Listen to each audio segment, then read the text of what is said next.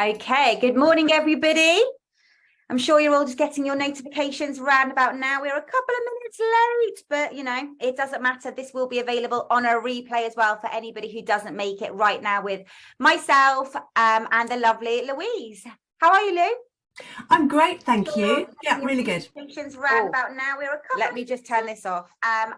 Do you do Zooms that integrate into a group that then get doubled up? It's so frustrating.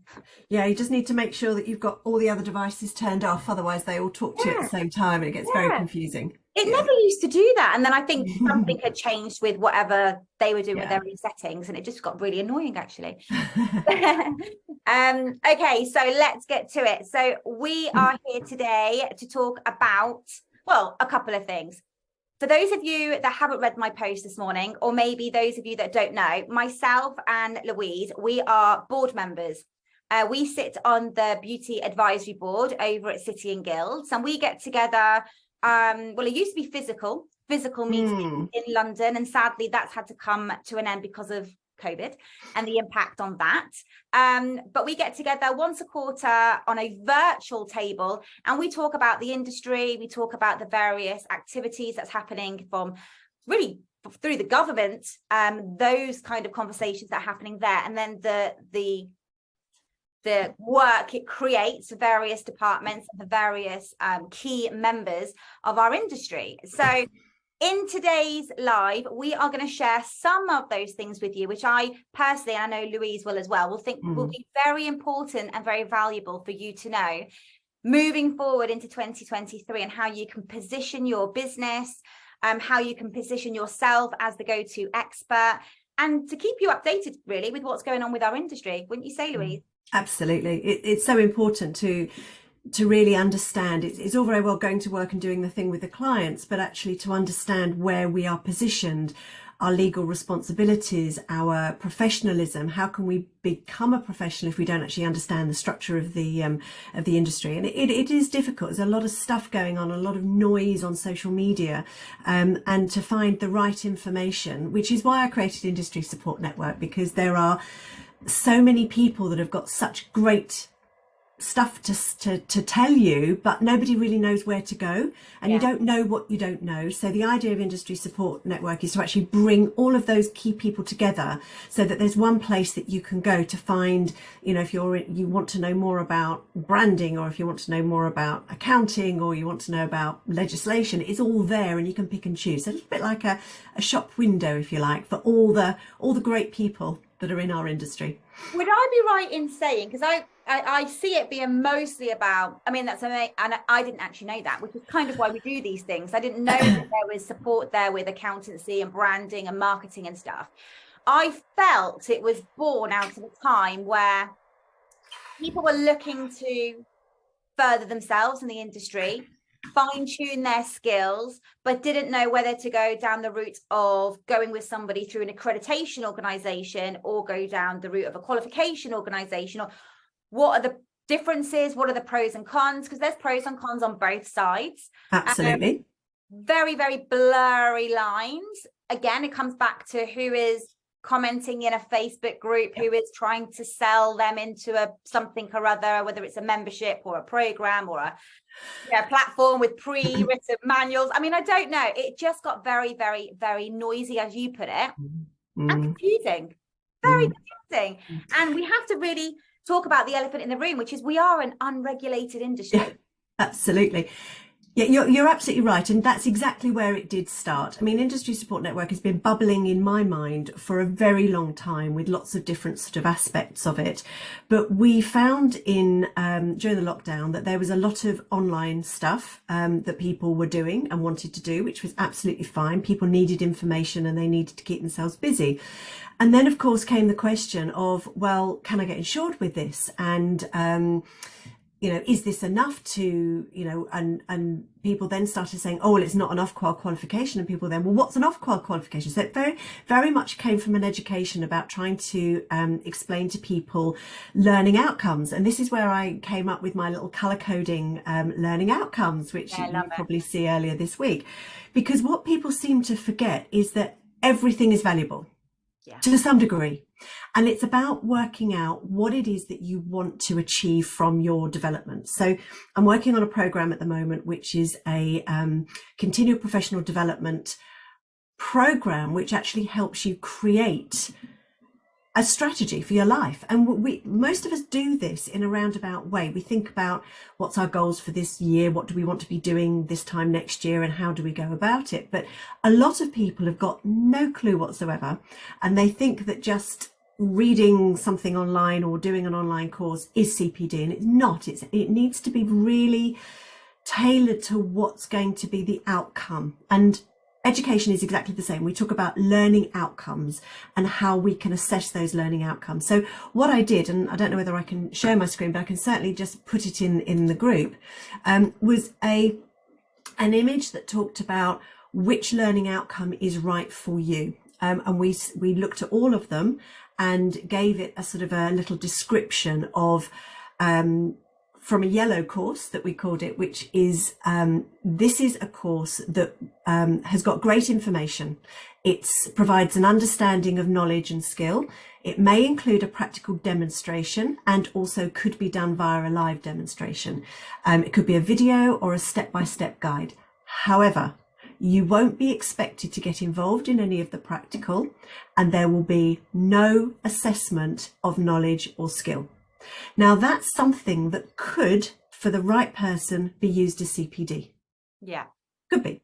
Or we've got right up to the other end, which actually is a CPD course, which is suitable only for qualified therapists or technicians, because what they're doing is they're building upon their existing skills and actually continuing their professional development in that area.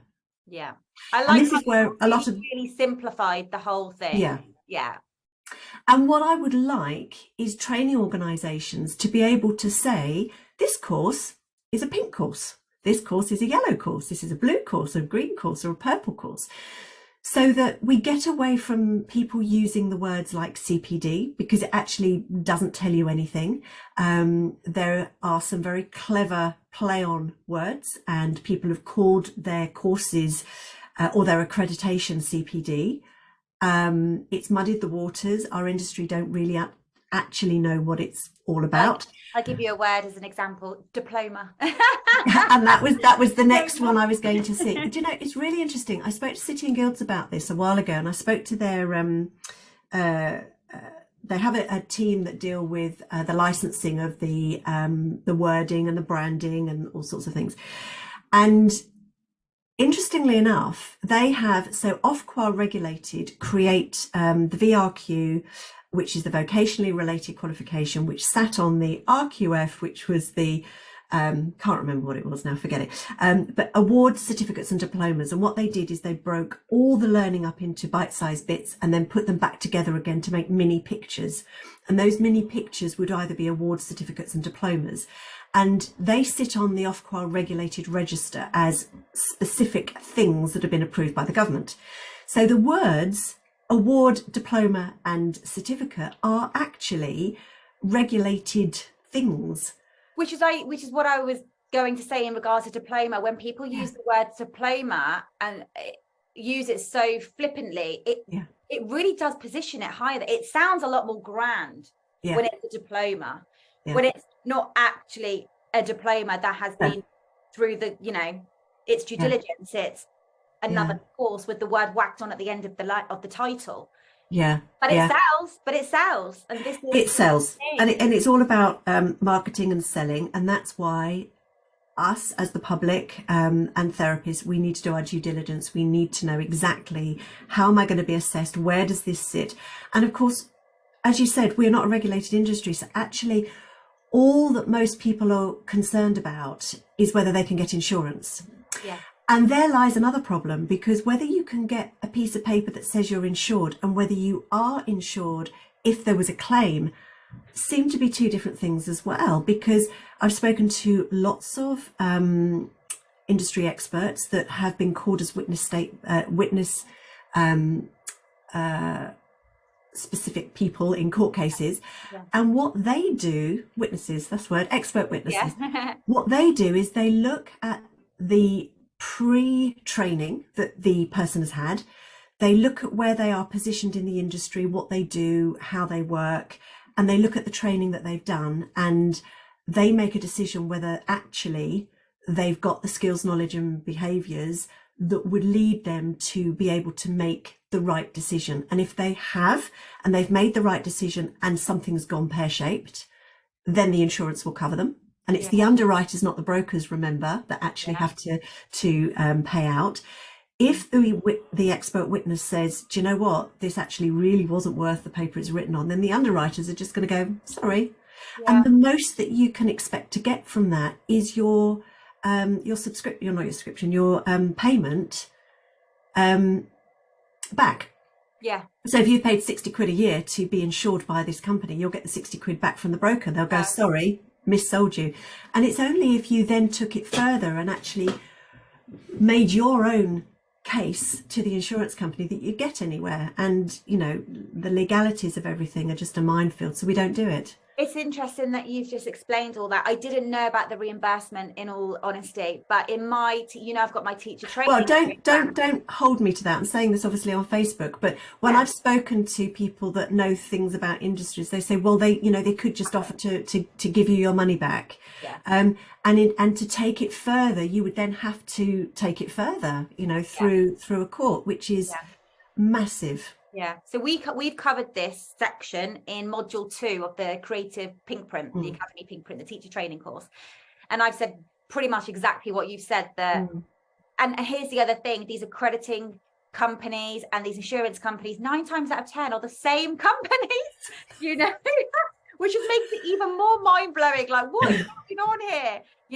There's a lot that isn't being pushed forward, as part of their marketing. But when you really start digging, or you get to know them, or get to know who runs them, then you start to connect the dots and see for yourself. Now, the one thing I will say, going back to your color system, which I think is amazing, most people in this group, in the Beauty Boss community, not everybody, but most people will know that I have another beauty company, which is 17 years old, and it's a training company. And I have my CPD courses. So I have my CPD route. I know we're trying to get away from that word, but I'm so old school. We were 17 years in. It's the way that, we've had it sold to us, the way that we had to write our material to meet their criteria, whether we think their criteria is any good or not is another matter. I think you only need to change one word, and instead of calling it CPD, just call it accredited. It's accredited, it's valuable, it has its value to the right person.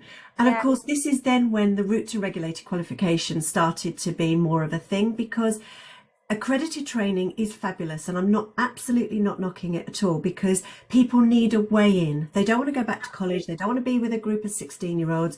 They want to be able to do things on their terms, and accredited is the way to go, as long as the accredited is good accredited. And how does anybody know? You don't. Absolutely. But that argument could also be said for at the highest level of a qualification. They can 100%. use that pathway and 100%. Yeah. So actually, to be fair, there are an awful lot of very, very poor regulated training organisations the same. And that's, again, why you need to do your due diligence. You need to look at the reviews. I do think it's quite funny that people tend to think their training organisation is amazing if they pass them, not if they're robust and they've given them support, which is a bit kind of ironic, really. I can tell you my sister, who I employed as one of my full-time educators for about 13, 14 years. I mean, she was as good as failing people as she was passing them. Yes. I mean, she was robust. She was like staunch, and it was only ever for their best interest. She would rather fail them, but then support them and say, let's try it this way, or come back complimentary, sit on the next course as, it'll be full anyway. So you're not taking up someone else's space. You'll be an addition. But let's get you over the line so that you can be a profitable business. You can go out there with the correct procedures, the safe. And those are the questions that actually people need to be asking their training organisation is, how many people do you not pass? And what happens if they're not good enough? And what would happen to me? And, will my course, if it's online, end in 6 months or 9 months or 12 months? Because there's an awful lot of places that they give you a finite period of time. And it's like, well, if you haven't done it by then tough. What happens if, all sorts of horrendous things happen? Where is this support mechanism? And when I've got my piece of paper, what happens if that insurance company disappears? Can I get insurance elsewhere? Because quite often it's no. You are locked into this one thing, and you can make the choice that I'm happy with that if you know that that is a consideration, but it's when you don't know that that's a consideration that there are problems. So the route to regulated is really there for people. It's really three demographics. It's for salon owners that want to grow their own therapists, that actually want to give them a regulated qualification because that's what they believe in. It's for therapists and nail technicians that have maybe done CPD in-house, they've done in-house training. And I've spoken to so many massage therapists that have said, well, when I was in the spa, we were trained on hot stones, we were trained on aromatherapy techniques, I've trained with, 5 different product companies. I now want to go and work for this company and I've got nothing to show. Because there's no certification, there's no accreditation. So what we can do is actually help people take all their skills and knowledge and be assessed in what they need and issue them with a regulated qualification. And then thirdly, it's for people that have gone the accredited route, they're out on their own and they now want to work with a particular brand, or they want to have a license to practice in a particular area of the country, or they want to change insurance companies and the insurance companies won't insure them because they haven't got a regulated qualification. So it's helping those people, again, fill in the gaps of what they maybe don't know, because there's some really good accredited training out there, but nobody has ever assessed their skills or knowledge. So actually, how do you know? It's a little bit like your driving instructor saying, you're an amazing driver, you can drive anywhere. But if nobody's actually put you through a test and given you a piece of paper, then how does anybody know? And does that mean just because you've got a driving license that you are a careful and considerate and safe driver all the time? I like it. And I like it doesn't. No, I like what you're doing here, Louise. And I like the barriers that you're removing for people that want to level up, that want to be recognized when they leave maybe a salon and they've got nothing to show for it. They want that accomplishment, for their own career path, for their next job, for their next whatever opportunity. It very much sounds like, apart from the new to industry, putting everything into boxes, colourful boxes in this case, so they know exactly what they're letting themselves in for and what the outcome is, but also for people that are already in and they want to level up. It's like, well, where do I go and who do I go to and how can I be more accomplished in a very clear, career development way, really. So no, I like it. The Education Reforms Act that's sort of coming on board in the next few years will change a lot of the mainstream qualifications, and I think it will give accreditation the industry to step up if they want to, because with the qualifications they are designed to be industry ready. We know that they're not, because if you are training in a college, there's no way that you can really be industry level. And the T levels that we've got at the moment are very much linking, or they will be in beauty, they're not actually live yet, but they will be linking the academic side with the realistic side of things, and why the government is pushing apprenticeships, and apprenticeship is the way to go. And we can do a non-standard apprenticeship, bringing in lots of different elements. So you've got fantastic people in our industry that will help with different aspects of actually growing your own therapist. You can take yourself out of I don't want to do it the government way of doing it, I want to do it my way, but still have a robust process of training your own staff. And maybe you do take somebody with a level 2 or a level 3 qualification, but you've still got to onboard them. You've still got to show them your way, your vision, your mission, your passion, your systems, your procedures, and make sure that they're doing it your way. You can't expect somebody to come from college and be absolutely perfect. You just can't. They're just not market ready. They're not. It's like the bubble gets popped at the last day at college, and then they enter the real world. The real way to do things. I mean, going back to when I had my salon, which is a long, long time ago, I took one apprentice, and back then they were, very much a particular age, you know, didn't really want to be there. She didn't even know how to brush the floor, you know, still living at home. I know the apprentice scheme has come a long way as well, because now you're not age restricted, are you? No. Whereas before I had to be, was it capped at 17, 16? I can't even remember, but now you could be a 35-year-old woman, you know, on a placement. And so it's evolved. And I think it's the most smartest thing to do to home grow, like you say. Definitely. And I think people make so salon owners, I think, don't give their businesses enough time, and you will concur with this. You know, working in the business, working on the business, they're two different things, and they are. Mentoring has become such a vital part for business success now. It is. Because everyone really realized that during the pandemic, like, oh my God, I can't work in it, so I may as well work on it. And then they didn't have a clue. Absolutely. And onboarding new members of staff and monitoring and maintaining that training within the salon. All business owners also need to be educators in their own businesses. And I think one of the problems that we have in our industry is that we are micro businesses, and we end up being really good at doing the thing. So we then start a business on our own because we can earn more money. And then we realize that there's all these other things that we haven't got diddly squat idea about how to do. And we have to go about learning them. It's where do we get this information?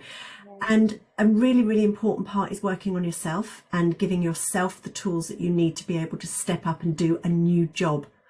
And that's where, you know, the Industry Support Network are hopefully bringing all these people together to say, well, I've got this bit, I've got this bit, I've got this bit. Let's pull it all together. I mean, we definitely learnt the hard way. Anyone who's, let's call us seasoned, anyone who's seasoned and has been around a little while in our industry, we definitely learnt the hard way. And certainly for me as a training company owner and training provider, and also I sit where I've got my accredited route, but I'm also an approved VTCT centre. And I'm on the board of City and Guilds, even though I didn't go down the City and Guilds route for my courses. I felt that was a bit too much red tape, in all honesty. But I've got my City and Guilds qualification route as well. So I've got, you know, I've got fingers in both pies, put it that way. And even back to my more simplified accredited courses, we are now including the most basic of business knowledge and business skills and communication skills from Beauty Boss, from the mentoring company, and we merged them together essentially, really, and because it's now absolutely imperative that they go out there knowing what we didn't know 25 years ago, you know, 10 years ago. So really interesting. I love what you're doing. So how are you getting this out then, out of interest? How are you getting the message out, the vision out with the colour? I like to do everything in the most difficult way possible. So I've got so many different sort of strands to what we're doing. So I'm spinning lots of little plates. So everything is getting a little bit of my attention on a regular basis, but it's very chicken and egg. So I'm looking for salon owners that actually are educators and assessors that have left maybe working in a formal educational situation, that want to either grow their own team, want to grow team for other people, or want to act as assessors for people that have got accredited that want to actually transfer up to regulated. So a lot of it is about word of mouth. People are saying, right, I've got this problem and I need to find out a way of dealing with it. They then come to me and I find out where they are in the country. And if I've got somebody who's fairly local, because my aim is that nobody will have to travel more than an hour to get to an assessor, or it might be that they need a mentor, or it may be they need some work experience. So it's about building people into our Industry Support Network community. So once we've got people in there, it's very much a case of, well, we're looking for this, we're looking for that, who can help? So we've also got the 3 pillars of support. We've got personal development, we've got their learning resources, and we've got their business, and then we've got our route to regulated. So it's a little bit of organic. We're not doing any hard selling at the moment because I couldn't cope with it. If I did a whole load of advertising and all these people came at me, it's like, I can't cope. So are you in am I right in saying you're in pre-launch mode? Have you? No, it's sort of, no, I don't really, I haven't pigeonholed myself into anything. We're just there.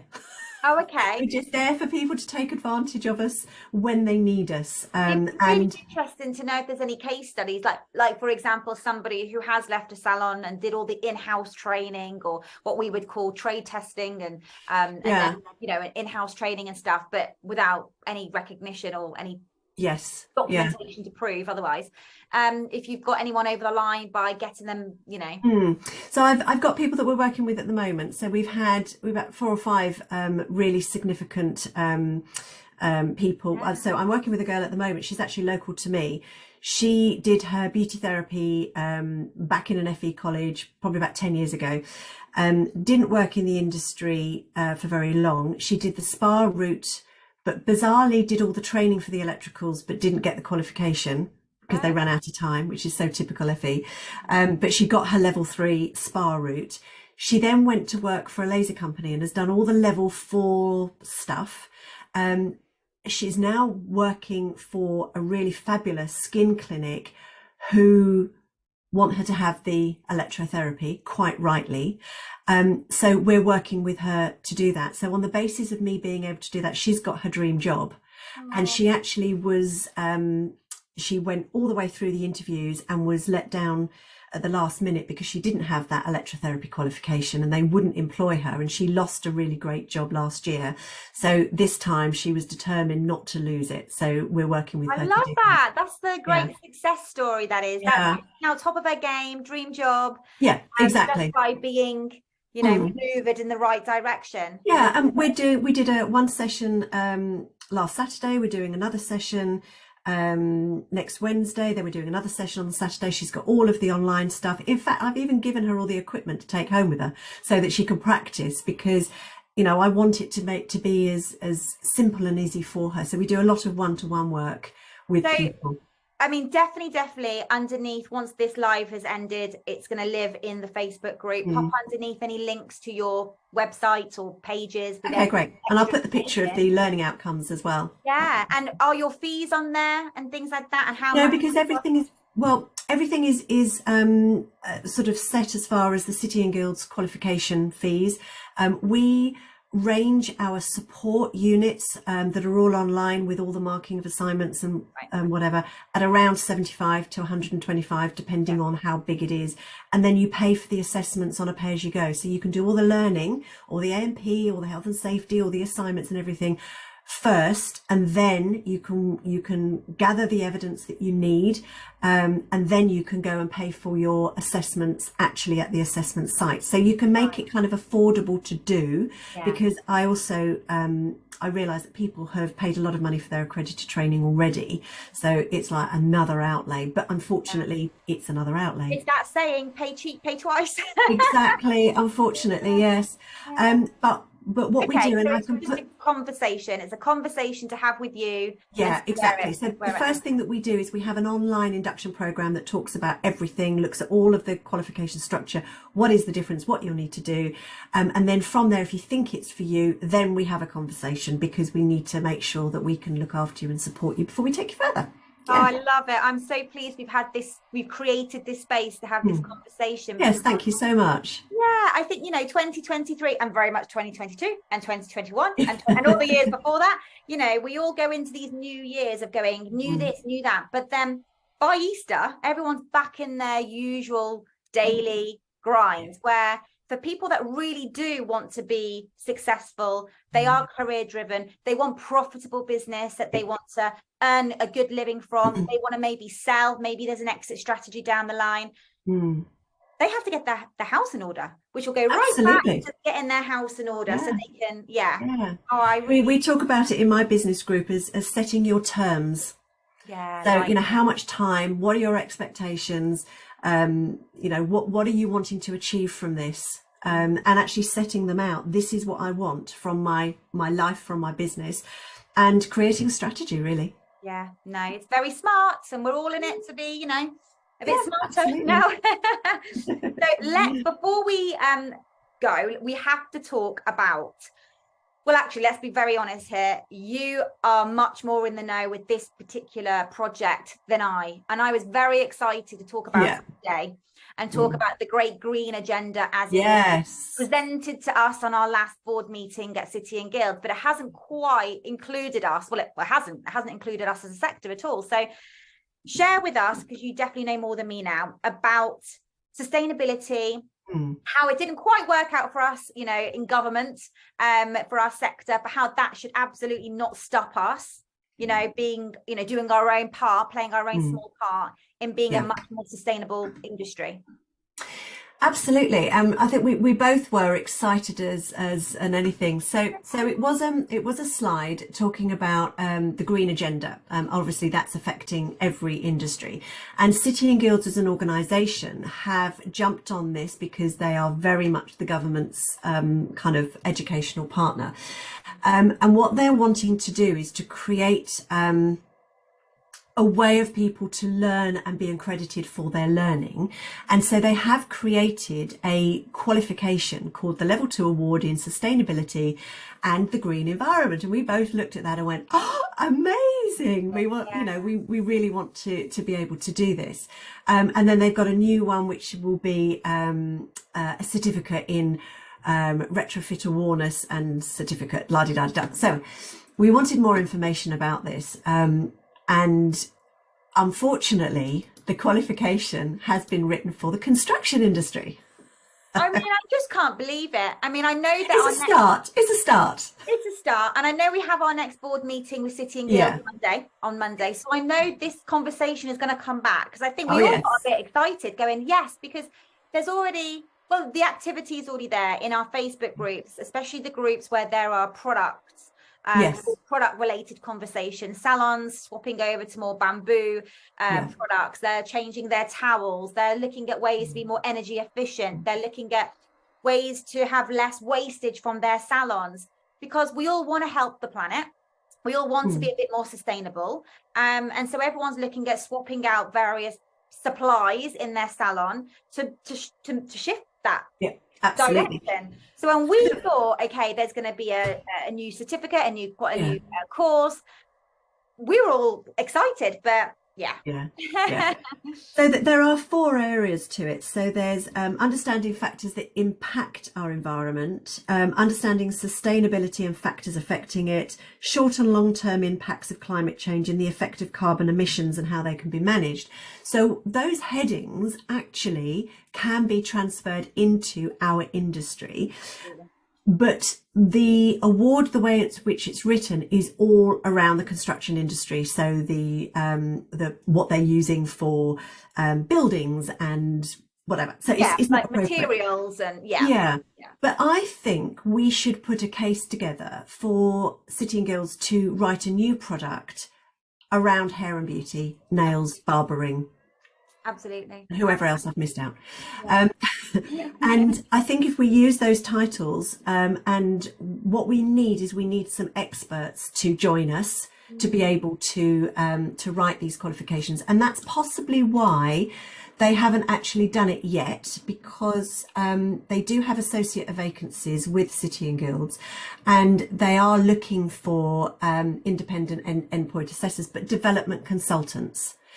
And so I think the message really is to anybody in your group, Layla, if you've got people that have got specific environmental and green awareness knowledge, that they can actually collaborate with us, and we can put the case to actually create the same thing, but in our sector. Yeah. And actually, when we had our last meeting with City and Guilds, and this was first shared with us, and it turned into an exciting high energy discussion, it must have been a day or two after, just by coincidence, I saw an article come out from one of the industry magazines that I follow on Facebook. It was either, I can't remember, it was Scratch Nail magazine or Professional Beauties magazine. It was one of those magazines. And they did a little article about, are you a sustainable salon? Are you looking at ways to make it greener within your salon? Or do you already position yourself like that?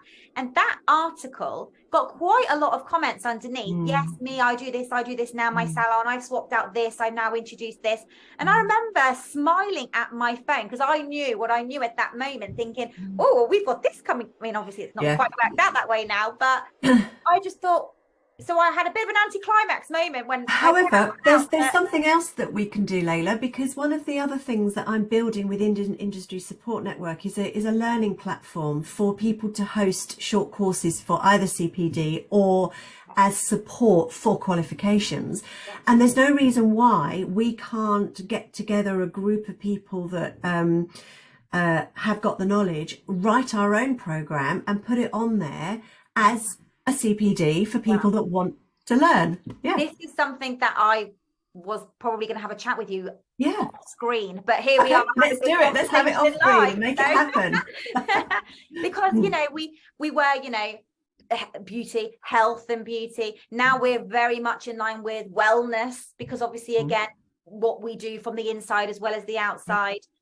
And then now, obviously, the sustainability positioning as well. There really should be something for salons to go and be educated, to learn how to do more, to then implement, and then also market themselves as well. So let's go back to how they can grow. Yeah. There'll be something there that will make the difference between going to a salon and not going to a salon. But if they see, oh, that salon uses this, or they do it this way, and they're very forward thinking in that way, they're attracting a certain type of consumer. Absolutely. And it goes back even further to our first pillar of support, which is personal well-being and development. That how can you as an individual, forget about your business and your salon for the moment, how can you as an individual be more aware of impacting your own health because of the bathroom cleaners that you're using, the deodorants that you're using? Having that understanding means that you can make choices. And we all know that, one of my goals is I want to have enough income so that I can choose what toilet paper, what tissues and what laundry products I use based on environmental considerations, not price. Yeah. And at the moment, I'm governed by price. Yeah. As and so health, many people are. And your own health as well. Yeah. My my mum, this is ages ago, I had quite a conversation with her about all the chemicals that are in the clothes softeners, the deodorants, all the things that are out there. And now, of course, as it's moved along, there are alternatives in the supermarkets. They're 3-4 times the price. I know. Yeah. They're because obviously their raw materials that they're using are, but they benefit our health better. But I personally, and I do buy those things, I have changed, I have made smarter decisions. And the way I've looked at it is I can pay 3-4 times the price now and have a healthier, air in my house, with my children, or we'll pay the price when we're in our 80s, 90s, 70s, 80s, 90s, through our medical, because of around us and have free. And we need that education to be able to make those choices. Yeah. Because we all know that a client will go without eating to ensure she has her nails redone. Oh yeah. That was me in the last recession as a nail tech. It's about choices. That if you know the value of those choices, but if you don't know them, if you're looking at a shelf with, a £5 versus a £1.50, and you don't know the difference and you don't understand how that's going to impact yourself either now. I was reading a lovely post that, it's sort of is all about the hard now, hard later, because, sort of working hard on your business is hard, but being unemployed is hard. Having a really great relationship with your children and your family is really hard. But being divorced and children not spending any time with you is also really hard. So choose your hard. It's all hard. It's all hard. It really, really is. Choose your hard. I love that. I love it. But, Industry Support Network, Beauty Boss, there are so many other organisations that are all there to help people make better choices. And that's what it's all about.